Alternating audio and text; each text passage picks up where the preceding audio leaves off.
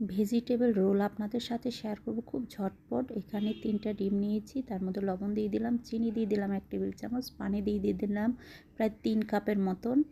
তারপরে এটাকে ভালো করে কিন্তু মিক্স করে তারপরে 2 কাপ দিয়ে দিলাম ময়দা। অবশ্যই কিন্তু পানি লাগলে অ্যাড করতে হবে। যখন দেখবেন একটু পাতলা হয়ে গেছে তখন কিন্তু আরও এরকম বড় চামচের 1 চামচ দিতে পারেন। ঘোলাটা ঠিক এরকম হবে। একটু তেল ব্রাশ করে এখানে 1 চামচ দিয়ে এভাবে ঘুরিয়ে ঘুরিয়ে রুটির আকারে করলেই হবে। এটা কিন্তু আমি পানির উপরে করেছি, এটাই দেখাচ্ছি আপনাদের সাথে। এই যে দেখেন হয়ে গেছে।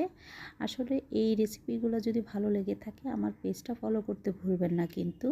তারপরে এখন আমি রোলগুলো বানিয়ে নিলাম। একটা ডিম ভেজে নিলাম, তারপরে কিন্তু এখানে দিয়ে এই যে দেখেন ডিমের মধ্যে দিয়ে ব্রেড ক্রাম্বসের মধ্যে দিলেই হয়ে গেল।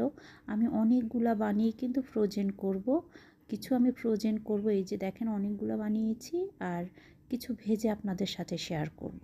এই যে দেখেন এখন আমি ভেজে নেওয়া হয়ে গেছে, একটা ভেঙে দেখাচ্ছি ভিতরটা কেমন হয়েছে। অনেক দারুণ না? আল্লাহ হাফেজ।